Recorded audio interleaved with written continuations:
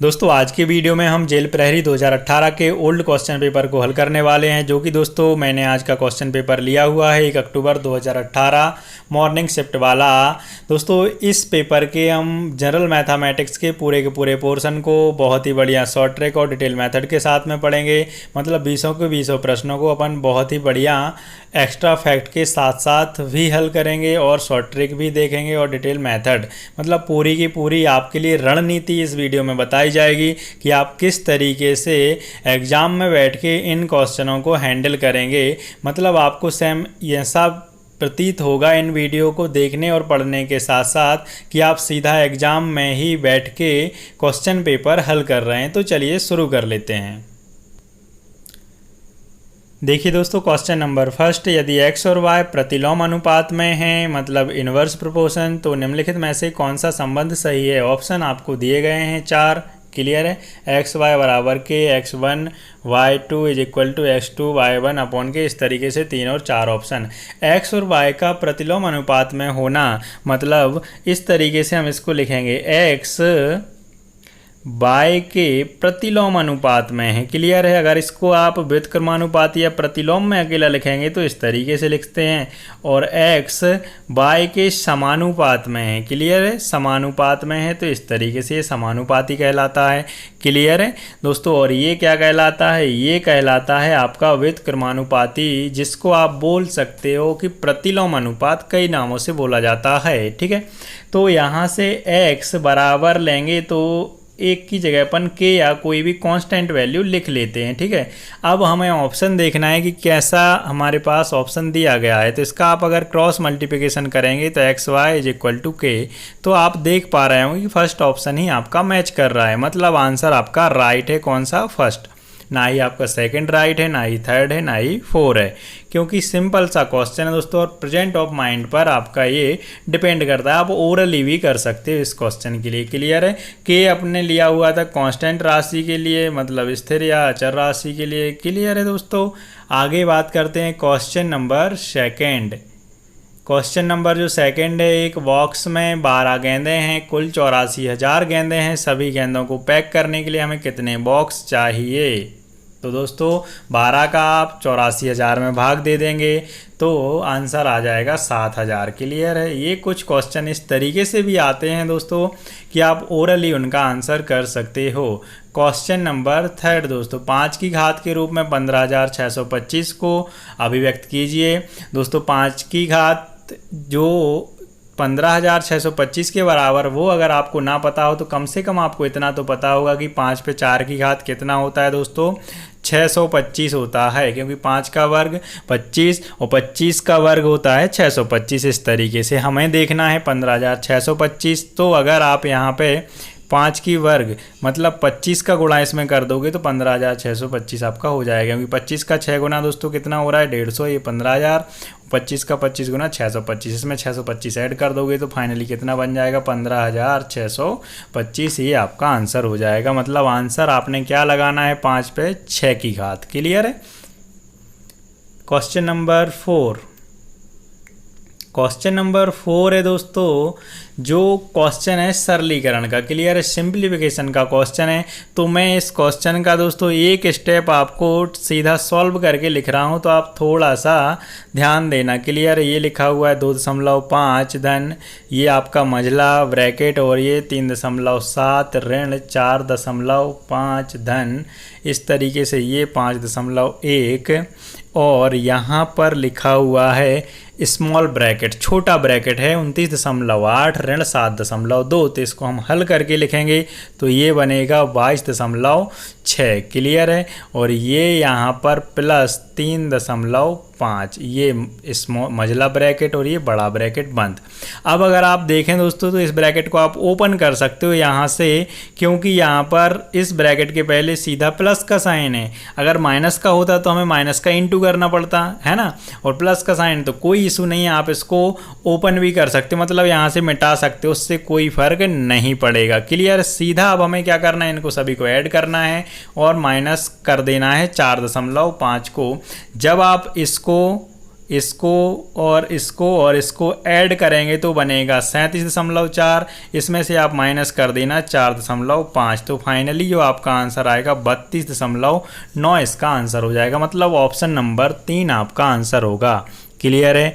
देख लीजिए, ये करेक्ट आंसर दिख रहा होगा आपको। यहाँ पर ये बहुत बढ़िया क्वेश्चन है दोस्तों, है ना। यहाँ बहुत ज़्यादा गलती होती है, तो यहाँ तो मैं आपके लिए एक चैलेंज दूंगा कि आप क्या इस क्वेश्चन का आंसर कर सकते हैं। तो आप वीडियो को रोकें और इस क्वेश्चन का आंसर ज़रूर करें मेरे प्यारे भाई। क्लियर है कि आप क्या इतने सरल क्वेश्चन का आंसर देते हैं। ठीक है, आई होप कि आप लोगों ने आंसर किया होगा। बाकी हम देखते हैं। क्लियर है? एक्स अक्ष से एक बिंदु -5 फिर 5 की दूरी, तो ये दोस्तों एक्स अक्ष है। क्लियर है? ये वाली कौन सी अक्ष है? एक्स है। ये वाली दिख रही होगी एक्स अक्ष है, और ये होती है दोस्तों वाई अक्ष। क्लियर है? एक्स अक्ष से एक बिंदु -5, तो यहाँ पे 1 2 3 4 और ये 5, तो ये -1 -2 -3 -4 और ये -5। क्लियर है? ये लिखा हुआ है यहाँ पर -5। ठीक है, और ये 5 प्लस में 1 2 3 4 5, ये यहाँ पे 5 प्लस में 1 2 3 4। ध्यान देना दोस्तों, है ना। ये क्लियर है? ये माइनस में इधर 5 और ये प्लस में, तो यहाँ से अगर आप दूरी देखेंगे तो ये यहाँ पे जाके मिलेगी। ये कहलाएगा -5 5। क्लियर है? हमसे पूछा जा रहा है एक्स अक्ष से एक बिंदु -5 की दूरी, तो ये एक्स अक्ष हो गया। क्लियर है? यहाँ 5 से इस 5 की दूरी प्लस की कितनी होगी दोस्तों? इस एक्स अक्ष से 1 2 3 4 5 होगी। तो इसका आंसर क्या हो जाएगा दोस्तों? 5। मतलब ऑप्शन नंबर आपका 2 राइट है। आंसर कितना है? 5 है। अगर दोस्तों इस क्वेश्चन में कोई डाउट होता है आपके लिए, तो आप मेरे लिए कमेंट करके बता सकते हैं। तो मैं आपके लिए इसका अलग से एक सेपरेट वीडियो बनाऊंगा इस पर, क्योंकि ये बहुत ही सरल चीज़ें हैं लेकिन गलत हो जाती हैं कई बार आप लोगों से, या अभी भी मुझे ऐसा लगता है कि आप लोगों को डाउट हो सकता है। बाकी इसका आंसर फाइनली दोस्तों कितना है? 5 है। इसका आंसर कभी भी आप 10 नहीं करेंगे दोस्तों, 10 नहीं होगा। नहीं तो आप ऐसे ऐसे काउंट करके इधर बना दें और काउंट कर दें और बोल दें 10 है, तो 10 कभी भी नहीं है। इसका आंसर कितना आएगा दोस्तों? 5 आएगा। क्वेश्चन नंबर दोस्तों 6, -7 और 0 के बीच सबसे बड़ा पूर्णांक है। तो ये तो दोस्तों आप जानते ही हैं, ये हो गया 0, और ये -1 इस तरीके से लेके यहाँ पे कहाँ तक सीरीज गई है? -7 तक। अब आप पहले से जानते हैं दोस्तों, नहीं जानते तो मैं बताता हूँ कि जितनी बड़ी संख्या होगी और वो माइनस में होगी तो उतनी ही छोटी होगी। क्लियर है? और जितनी छोटी संख्या होगी और वो माइनस में होगी तो वो उतनी ही बड़ी होगी। तो 0 के बाद अगर कोई सबसे बड़ी संख्या है, 0 के बाद अगर माइनस की कोई बड़ी संख्या है तो वो क्या है? -1 है। क्लियर है? -1 कैसा है दोस्तों? 0 से तो छोटा है लेकिन माइनस की सबसे बड़ी संख्या है। ठीक है ना? तो -7 और 0 के बीच सबसे बड़ा पूर्णांक क्या कहलाएगा? -1 कहलाएगा। मतलब आपका ऑप्शन नंबर 2 राइट हो जाएगा। ठीक है, क्वेश्चन 7 देखते हैं दोस्तों। 2000 एवं 2001 के वर्गों के बीच कितनी गैर वर्ग संख्याएं होती हैं? गैर वर्ग मतलब बिना वर्ग वाली संख्याएं। जैसे कि मैं आपको सिंपल लैंग्वेज में समझाऊं दोस्तों कि 4 का वर्ग और 4 के बाद अगर आप देखें, या 4 देखें वर्ग संख्या है, 4 के बाद 9 वर्ग संख्या है, तो इन दोनों के बीच कितनी गैर वर्ग संख्याएं हैं? तो 5 है, 6 है, 7 है और 8 है। क्लियर है? 5 6 7 8 कितनी गैर वर्ग संख्याएं हैं दोस्तों?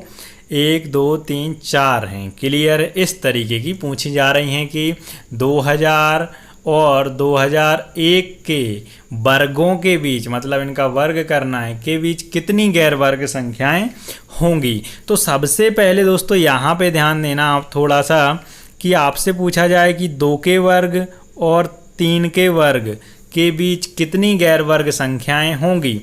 तो इनको तो आप बेसिक से चेक कर सकते हो। 2 का वर्ग 4 और 3 का वर्ग 9, 4 और 9 के बीच कितनी गैर वर्ग संख्याएं? दोस्तों 5 है, 6 है, 7 है और 8 है। कितनी है टोटल? 4 हैं। क्लियर है? लेकिन यही बड़ा क्वेश्चन है तो इसको तो हम लिख के तो कर नहीं सकते। तो क्या करेंगे दोस्तों, हम सीधा इनका वर्ग कर देंगे। 2 का वर्ग 4 हुआ और 3 का वर्ग 9, और 9 में से दोस्तों हम 4 घटाएंगे तो कितना आएगा दोस्तों, यहाँ पे 5 आ रही है, ठीक है ना। लेकिन हमने देखा यार बेसिक से तो कितनी आ रही है, 4 आ रही है, तो इसमें से एक हमको घटा देना है, ठीक है। तो 5 में से एक घटाओगे तो क्या आ जाएगा, 4। तो यही हमको करना है बड़ी संख्या में, ये हमारी ट्रिक बन गई। यहाँ से 2000 और 2001 के 2000 और 2001 के वर्गों के बीच कितनी गैर वर्ग संख्याएं हैं, तो 2001 का वर्ग करेंगे और कितने का करेंगे दोस्तों, हम 2000 का। अब हो सकता है दोस्तों 2001 का वर्ग निकालने में आपको समस्या हो, तो यहाँ पे अगर आप बहुत ध्यान से देखें तो a का वर्ग माइनस b का वर्ग बन रहा है, और a का वर्ग माइनस b का वर्ग जो सर्व समीका होती है वो क्या होती है, a प्लस बी और a माइनस बी। तो एक बार इन दोनों को जोड़ दो, एक बार इन दोनों को घटा दो। जब इन दोनों को आप जोड़ेंगे दोस्तों तो बनेगा कितना, 4001, और जब इन दोनों को आप घटाएंगे दोस्तों तो क्या बनेगा, 1 बनेगा, और यहाँ पे क्या होगा, गुणा होगा। तो 4001 का 1 से गुणा होगा तो क्या बना, 4001 ही बना, ठीक है ना। लेकिन इसमें से हमें 1 घटाना है अपनी ट्रिक के मुताबिक, तो जो फाइनली आंसर आ जाएगा वो कितना होगा दोस्तों, 4000। मतलब 7वें नंबर क्वेश्चन का आंसर क्या होगा दोस्तों, 4000 होगा। यहाँ पे ये गुणा क्यों हुआ है दोस्तों, ये किया हुआ है हमने a प्लस बी, है ना, और ये किया हुआ है a माइनस बी, और ये होती है ब्रैकेट में, तो बीच में होता है गुणा, तो इस वजह से हमने गुणा किया है, और ट्रिक के अनुसार हमने 1 घटाया हुआ है। ऐसा ही आपको हमेशा करना है, ठीक है। देख लीजिए 4000 आंसर है। क्वेश्चन नंबर दोस्तों ये जो आपका है ये कितना, ये कौन सा है, 8। एक क्रिकेट गेंद का वजन 160 ग्राम है, 12 गेंद वाले एक पैकेट का वजन कितना होगा। तो भाई 160 गुणा कितना कर दो, 12 कर दो, और 160 गुणा 12 करने पे जितना ही आपका आंसर आएगा कैलकुलेशन करने पे वही आंसर होगा, कितना, 1920। तो इसका आंसर हो जाएगा 1920। क्वेश्चन नंबर दोस्तों 9। एक बाघ का वजन 280 किलोग्राम है, यदि एक नीली व्हेल का वजन 1,40,000 किलोग्राम है, तो व्हेल के समान वजन प्राप्त करने के लिए कितने बाघों को एक साथ रखना होगा। तो 1,40,000 में आपको भाग दे देना है किसका दोस्तों, आपको जो भाग दे देना है 280 किलोग्राम का, और यहाँ से जो भाग देने पे आपका आंसर आएगा वो कितना होगा, 500 बाघों को एक साथ रखना होगा। कितना आएगा आंसर, 500। क्वेश्चन नंबर दोस्तों 10। इसमें आपको सही व्यंजक चुनना है जो आपका सही वेरीफाई करता है। तो सही वेरीफाई करने के लिए दोस्तों ऑप्शन अगर अपन फर्स्ट ही देखें, और जो बराबर में लिखा है 26 माइनस 13, तो मतलब 26 को तो हम बचा के रखेंगे ऑप्शन फर्स्ट में, है ना। माइनस माइनस का हो गया दोस्तों ये प्लस, तो ये 5 हो गया, माइनस 8। दोस्तों एक स्टेप मैंने हल करके लिखा हुआ है, माइनस 5 लिखा हुआ था, है ना, 26 माइनस ब्रैकेट में -5। तो यहाँ से अगर आप देखें 26 हमको बचाना है, 8 में से 5 घटाओगे तो माइनस का 3, जो कि आंसर बराबर वाले को मैच नहीं करता है। तो ऑप्शन अब दूसरा देखेंगे। दूसरे ऑप्शन में देखेंगे दोस्तों आप -90 आ रहा है, तो -24 और -34 क्या होंगे, प्लस होंगे, और ये 90 के बराबर नहीं होंगे क्योंकि 4 और 4 8 आएगा लास्ट में इकाई में, वहाँ 0 आ रहा है, तो ये भी गया। ऑप्शन नंबर 3 -36, यहाँ हमको 36 ही देखना है, तो -36 और माइनस ब्रैकेट में +97 बराबर -36, इस तरीके से लिखा हुआ है। अब यहाँ दोस्तों बहुत ही ज़रूरी है आपको प्रेजेंट ऑफ माइंड में सॉल्व कर पाना इस क्वेश्चन को। तो -36, ये माइनस और ये +97 सिर्फ हाथी के दांतों की तरह दिखाने के लिए लिखा हुआ है, -36 और ये +97 लास्ट में, ठीक है ना। इस तरीके से कुछ ये लिखा हुआ है, ये माइनस लगा हुआ है, ठीक है ना। अब यहाँ देखें अगर तो ये प्लस माइनस का दोस्तों माइनस ही रहेगा, तो -36 -97 बराबर माइनस ये 36 + 97। तो यार इस तरीके से तो ये बन नहीं रहा है, तो क्या करेंगे, इधर हम क्या करेंगे दोस्तों, माइनस यहाँ से कॉमन ले लेंगे, माइनस कॉमन ले लेंगे तो -36 और ये +97 हो गया बराबर -36 + 97। इस तरीके से देखिए तो ये मैच कर गया, तो आपका थर्ड ऑप्शन हो गया दोस्तों राइट। माइनस हमने क्या किया दोस्तों, यहाँ से कॉमन ले लिया, यहाँ से जब माइनस ले लिया तो क्या बचेगा दोस्तों, प्लस। हम फिर से इस माइनस का गुणा करेंगे ब्रैकेट में अंदर, तो प्लस का ये माइनस हो जाएगा ज्यों कहते हैं, और माइनस प्लस का ये माइनस हो जाएगा। तो इस तरीके से आपका ऑप्शन नंबर 3 क्या हुआ, करेक्ट हो गया। ऑप्शन जो 4 है दोस्तों वो आपको चेक करना है। राइट तो आंसर मैंने बता ही दिया है, ये होमवर्क है आपके लिए कि ऑप्शन 4 आपको चेक करना है। क्वेश्चन नंबर 11, के किस मान पर रैखिक समीकरण 3x - 2y बराबर 13 एवं kx - 8y बराबर 40 का कोई हल नहीं है। क्वेश्चन नंबर दोस्तों ये 11 है अपना। तो इसमें दोस्तों आपको कभी भी इस तरीके का क्वेश्चन आता है, किसी भी एग्ज़ाम में आता है, तो मैं एक ही सलाह दूंगा कि आप इस तरीके के कोई भी क्वेश्चन को जो ये 11 नंबर है सबसे बाद में हल करें, मतलब छोड़ दें, सबसे बाद में हल करें आपको समय मिले तो। और अगर उस एग्ज़ाम में माइनस मार्किंग नहीं है तो लास्ट में समय न बचे तो तुक्का मार दे, क्योंकि इस तरीके के क्वेश्चनों को हल करने में थोड़ा सा समय लगता है। बाकी अगर आपकी स्पीड और कैलकुलेशन बहुत अच्छे हैं तो माशाल्लाह आप हल कर सकते हैं, कोई इशू नहीं है, ठीक है। बाकी यहाँ पे हम करेक्ट आंसर रखते हैं और आपको दिखाते हैं कि कैसे कोई हल नहीं है, कि 3x - 2y बराबर 13 और यहाँ पे k की वैल्यू 12 जो कि करेक्ट आंसर में आ रही है, -8y बराबर कितना 40, ठीक है। यहाँ से मैं आपको कुछ ट्रिक भी बताने की कोशिश करूँगा। अब यहाँ पे देखें हमको बराबर करना पड़ेगा, इनको इक्वल करना पड़ेगा किसी एक को, है ना। इक्वल क्यों करना पड़ेगा, प्लस माइनस में जीरो में कन्वर्ट करने के लिए। तो यहाँ पे गुणा कर देंगे 8 का और इसमें किया हमने 2 का। तो इस फर्स्ट इक्वेशन में 8 दिया 24x - 8 दूनी 16 बाय बराबर 13 गुणा 8 लिख दो, इससे कोई फ़र्क नहीं पड़ता।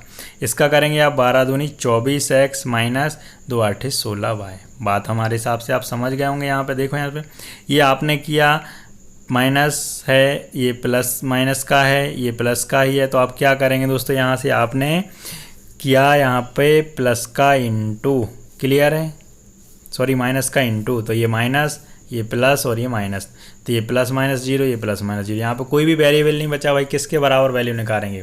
तो इस तरीके से जो 12 रख रहे हैं के की वैल्यू, इसमें क्या हो रहा है, कोई हल नहीं है। अब इन्हीं क्वेश्चनों को आप ओरली कैसे हल करेंगे, ओरली मतलब ट्रिक के अकॉर्डिंग।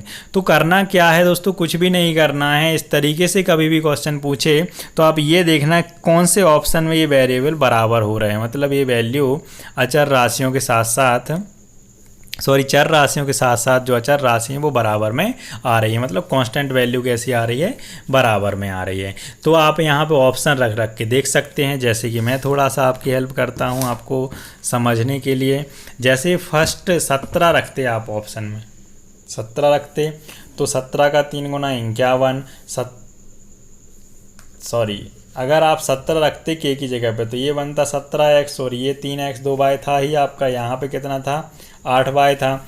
और यहाँ पे आप गुणा करते कितने का, 8 का ऊपर और नीचे 2 का। तो इस तरीके से ये बराबर नहीं आएगा। तो यही मैं आपको बोल रहा हूँ। तो आप ऐसे ऑप्शन रख रख के चीज़ों को देख सकते हैं और समझ सकते हैं, ठीक है ना। और प्रैक्टिस करें बहुत बढ़िया ऐसे क्वेश्चनों की। क्वेश्चन नंबर 12, 50 छात्रों की एक कक्षा में 36% लड़के हैं, कक्षा में लड़कियों की संख्या ज्ञात करें दोस्तों। तो जब कक्षा में 36% लड़के हैं तो लड़कियां कितनी होंगी भाई, 64%। तो 64% किसका करना है, 50 का। तो कितना हो जाएगा, आधा हो जाएगा, क्योंकि 50 मतलब आधा, तो 64 का आधा कितना, 32 आपका आंसर होगा। Next question number 13। Question number जो 13 है दोस्तों, ये भी कैसा है, कैलकुलेशन वाला ही क्वेश्चन है। आपको कैलकुलेट चीज़ों को करना होगा। तो एक स्टेप में हल करके लिख रहा हूँ, ठीक है। क्यों, क्योंकि अपने पास में यहाँ पे जगह की क्या है, थोड़ी सी समस्या है भाई। तो ये हुआ आपका 27 गुणा 4 माइनस का पी की वैल्यू कितनी है, 2 है, ठीक है। यहाँ से ये माइनस लिखा आपने, फिर -16 गुणा 4 प्लस 7। इस तरीके से ये तो हुआ आपका पूरा का पूरा क्वेश्चन ही लिखा हुआ भी है ना, ठीक है। यहाँ से ये 4 दूनी 8 कैसा हुआ दोस्तों, माइनस का हो गया 8, और 8 का 27 गुना होगा ये -216, क्लियर है। यहाँ से ये 16 का 4 गुना 64 कैसा हुआ दोस्तों, माइनस का ही रहा, +7। ये माइनस माइनस का क्या हो जाएगा, प्लस। तो 216 प्लस 64 प्लस 7, तो 216 में से ये आप 71 घटा देंगे तो -145 आपका आंसर हो जाएगा, क्लियर है। मतलब option number 4, option number 4। 14 question, निम्नलिखित में से कौन इकाई के अंक 1 के साथ घन हैं। तो इस क्वेश्चन का भी दोस्तों आप लोग कमेंट बॉक्स में आंसर करें, वीडियो को रोककर ज़रूर करें दोस्तों, है ना। ये कन्फ्यूजिंग क्वेश्चन होते हैं, हाँ, लेकिन प्रेजेंट ऑफ माइंड वाले क्वेश्चन भी होते हैं, मतलब आप कर सकते हो, अच्छा हुनर रखते हो अगर आप कैलकुलेशन में तब। तो क्वेश्चन देखते हैं, निम्नलिखित में से कौन इकाई के अंक 1 के साथ घन है। क्लियर है, मतलब यहाँ पे जो ऑप्शन दिए गए हैं इनमें से आप हर एक का घन करेंगे तो क्या इकाई में एक किस में आएगा, ये पूछा जा रहा है। तो केवल ऐसा एक ही ऑप्शन नंबर 2 है जिसका घन करने पर इकाई में एक ही आएगा, क्योंकि इकाई में एक का घन कर रहे हैं तो एक ही आएगा, बाकी ऐसा किसी ऑप्शन में नहीं आएगा, आप चेक कर लीजिएगा। क्वेश्चन नंबर 15, जॉन ने एक केक का 5/9 भाग खाया। अरे बहुत अच्छी बात है यार, 5/9 भाग खा गया जॉन। फिर उसने शेष केक का 1/2 भाग अपने भाई को दिया। पूर्ण केक का कितना अंश उसके पास बच जाता है। ये क्वेश्चन दोस्तों भिन्न वाले टॉपिक का है। भिन्न में क्या होता है, जब भी हम भाग वगैरह करते हैं तो जो कुल होती है कोई भी वस्तु वो एक होती है। एक में से 5/9 कौन खा गया भाई, जॉन। तो बचा कितना, शेष कितना बचा, 4/9। आप एक में से 5/9 घटाओगे, ठीक है। शेष केक का 1/2 का मतलब गुणा 1/2 मतलब आधा, तो यहाँ से 2/9 अपने भाई को दे दिया, तो पूर्ण केक का कितना अंश उसके पास बचा। अब भाई ये शेष केक है, ये वाला शेष केक है, शेष केक में से आधा भाई को दिया तो आधा ही बचा होगा ना शेष केक में से, तो वही तो आंसर हो जाएगा 2/9। तो इस 15 नंबर क्वेश्चन का आंसर क्या होगा दोस्तों, 2/9। क्लियर है। क्वेश्चन नंबर 16, क्वेश्चन नंबर 16 इनको आप एक स्टेप में पूरा सॉल्व करके लिख रहा हूँ। तो 11 7 कितना लिखेंगे आप, 77/5 दूनी 10 माइनस 7 या 21/5। ये आपको यहाँ एलसीएम लेना पड़ेगा, तो इसको 10 बनाने के लिए कितने का गुणा कर दो, ऊपर नीचे 2 का कर दो, तो एलसीएम हो गया आपका 10 ही आ गया, हर समान हो गए। तो 77 माइनस 42, 77 माइनस 42, 77 में से जब आप 42 घटाएंगे तो यहाँ से बचेगा 35/10। इसको आप सॉल्व करेंगे तो 7/2। ऐसा कोई ऑप्शन है, जी हाँ, क्वेश्चन नंबर 2 आंसर हो जाएगा। क्वेश्चन नंबर 17 देखिए दोस्तों, 3.5 मीटर व्यास वाली एक अर्धवृत्ताकार मेज को पॉलिश करने की लागत ज्ञात करें यदि पॉलिशिंग की दर 10 रुपये प्रति वर्ग मीटर है। जो अर्धवृत्ताकार मेज है दोस्तों वो कुछ इस तरीके से बनाएंगे हम। क्लियर है, ये बनी हुई है हमारी, थोड़ा सा भावनाओं को समझने की कोशिश करना, ठीक है। ये जिसका व्यास है 3.5, मतलब त्रिज्या कितनी होगी दोस्तों, व्यास की आधी हो जाएगी, ठीक है। अब यहाँ पे बोला जा रहा है पॉलिशिंग की दर, मतलब वर्ग मीटर में खर्च दिया है, इसका मतलब आपको इस अर्धवृत्त का क्षेत्रफल निकालना पड़ेगा। जो वृत्त का क्षेत्रफल होता है πr², तो अर्धवृत्त का क्या होगा भाई, अर्धवृत्त का πr²/2 या 1/2 πr², मतलब एक वृत्त के क्षेत्रफल का आधा अर्धवृत्त का क्षेत्रफल हो जाएगा, हाँ है ना, ठीक है। अब हमसे पूछा जा रहा है भाई पॉलिशिंग का खर्च, तो इसमें वैल्यू रखेंगे भाई, पाई की वैल्यू उन्होंने दे रखी है 22/7, ये बटे में 2 ही है, या गुणा 1 हम 2 कर लेंगे इस तरीके से, ठीक है। यहाँ पे त्रिज्या है 3.5/2, क्योंकि व्यास की आधी होती है ना त्रिज्या, ये व्यास है 3.5, तो त्रिज्या 3.5 का आधा कर देंगे। यहाँ से तो दोस्तों अगर आप समझ पा रहे हो तो आएगा अर्धवृत्त का क्षेत्रफल, इसी में अगर हम गुणा कर दें खर्चे का जो 10 रुपये प्रति वर्ग मीटर का है, यहाँ पे ये आएगा क्षेत्रफल वर्ग मीटर में, और 1 वर्ग मीटर का खर्च है 10 रुपये, तो इतने जो वर्ग मीटर आएंगे उसका खर्च कितना होगा, गुणा 10 रुपये और यहाँ पे कर देंगे। और इस तरीके से इस पूरे की इक्वेशन या पूरे कैलकुलेशन को हल करने के बाद आपका फाइनली जो आंसर आएगा दोस्तों वो आ जाएगा 48.13 रुपया, 48.13 रुपये आपका आंसर हो जाएगा। ये भी होमवर्क है भैया, ये आपको कमेंट करना है इसको हल करके कि ये मैंने जो बताया सही आ रहा है कि मैंने गलत बता दिया, चेक भी करते जाना भाई थोड़ा मुझे, है ना। क्वेश्चन नंबर 18 क्वेश्चन नंबर 18 इसको भी आपको क्या करना है दोस्तों, सरल ही करना है। तो एक स्टेप में सरल करके लिख रहा हूँ, आप बस अपनी नज़रें जमाए और थमाए रहना। तो यहाँ से 60 माइनस 64, क्योंकि 4 का घन 64, प्लस इनको जब आप ऐड करेंगे 576 और 49 को, तो ये बनेगा 625, ठीक है। और यहाँ प्लस 6 गुणा 8 लिखा हुआ है, तो 8 6 48, ठीक है, प्लस ये 25 प्लस 64 में से 60 घटा दो माइनस 4, क्लियर है। इस तरीके से इनको ये जोड़ के और ये घटाने के बाद आपका 69 आ जाएगा फाइनली आंसर। क्वेश्चन नंबर दोस्तों 19, ये क्वेश्चन दोस्तों खतरनाक क्वेश्चन है। इस क्वेश्चन के बारे में मैं आपको सलाह दूंगा हमेशा के लिए, आज के लिए नहीं, हमेशा के लिए। जब भी इस तरीके का क्वेश्चन किसी भी एग्ज़ाम में आए और अगर उस एग्ज़ाम में माइनस मार्किंग नहीं है तो तुक्का मार दो भैया, है ना, बिल्कुल याद से। और अगर माइनस मार्किंग है तो बिल्कुल भी तुक्का ना मारो, उसके लिए क्या करो, क्वेश्चन को छोड़ दो। क्योंकि ये जो क्वेश्चन है दोस्तों, इस तरीके का क्वेश्चन बहुत ही टफ और बहुत ही लेंदी होता है। देखिए इसका ये कैलकुलेशन यहाँ पर, आई होप कि आप देख पा रहे होंगे। पहले तो क्वेश्चन ही पढ़ लें अपन। ए बराबर 3 करणी 3 धन 1 बटे में करणी 3 ऋण 1, और बी बराबर करणी 3 ऋण 1 बटे में करणी 3 धन 1। तो हमको ज्ञात करना है ए का वर्ग धन ए बी धन बी का वर्ग के बराबर वैल्यू। और ये एक ऐसा क्वेश्चन है दोस्तों, इसमें कोई ट्रिक या तुक्का भी काम नहीं करता है। तो देखें दोस्तों, इस क्वेश्चन की आपको थोड़ी सी मैं फाउंडेशन यहीं पे बताने की कोशिश करता हूँ, बाकी हम इसको अलग से कभी डिटेल में समझेंगे अलग से नए वीडियो में। देखें यहाँ पर ध्यान देना थोड़ा सा, है ना, मैं इसी पेज पे आपको समझा रहा हूँ, क्लियर है, आई होप कि आप देख पा रहे होंगे, ठीक है। ये यहाँ पर जो वैल्यू है ए और बी की वैल्यू का हमने किया हुआ हर का परिमेयकरण, रेशनलाइजेशन, ठीक है ना, हर का परिमेयकरण कर दिया, जो कि आप मेरे हिसाब से जानते होंगे, ठीक है। ये हर का परिमेयकरण कर दिया हुआ है यहाँ से, ठीक है। √3 प्लस √3 माइनस 1, तो यहाँ पे गुणा किया है जो √3 प्लस 1 का, क्योंकि उल्टी चिन्ह का गुणा होता है ना, आप जानते होंगे।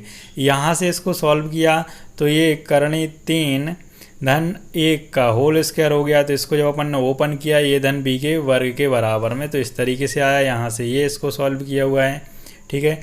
इसको आगे चल के ये बी के बराबर सॉल्व किया हुआ है, ठीक है। एक एक स्टेप मैंने पूरा का पूरा सॉल्व किया हुआ है, बस वो तो वीडियो की लेंथ ना बढ़े इस वजह से मैं पूरा डिटेल में आपको नहीं बता रहा हूँ। बाकी एक बात मैं बता रहा हूँ जो आप गांठ बांध के बिल्कुल दिमाग में रख लें, छाप के, कि कभी इस तरीके का क्वेश्चन आता है तो आपको क्या करना है दोस्तों, उस क्वेश्चन में अगर माइनस मार्किंग नहीं है उस एग्ज़ाम में, तो तुक्का मार देना है जो आपको ठीक लगे, क्लियर है। हाँ, एक बात और, इस तरीके का क्वेश्चन का आंसर हमेशा एक नॉर्मल नंबर में ही आता है, मोस्टली नॉर्मल नंबर में आता है, सामान्य संख्या में। कभी 4 नंबर के ऑप्शन के जैसा आंसर नहीं आता है। तो या तो आप तुक्का मार दें अगर माइनस मार्किंग नहीं है, तो अगर माइनस मार्किंग है तो बिल्कुल कान पकड़ के इस क्वेश्चन को छोड़ दें, है ना, दूर ही रहें। ऐसे क्वेश्चनों को एग्ज़ाम में हल नहीं किया जाता है, ये बहुत फंसाने वाले क्वेश्चन होते हैं, बहुत ज़्यादा टाइम ले जाते हैं।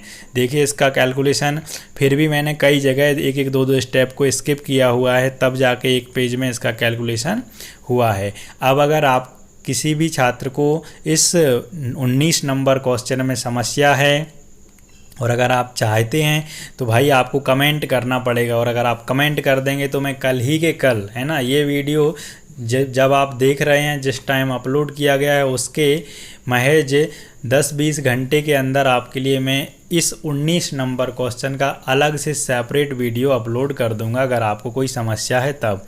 बाकी अभी के लिए आप आंसर देखें कितना है, 15 है। यहाँ से एक एक स्टेप इसको सॉल्व किया गया है, मैं इसलिए ज़्यादा इसमें उंगली नहीं कर रहा हूँ इस पेज पर, ताकि आप चीज़ों को अच्छे से देख पाएँ, ठीक है। आई होप कि आप इस बात को समझ गए होंगे जो मैंने आपको बताई हुई है।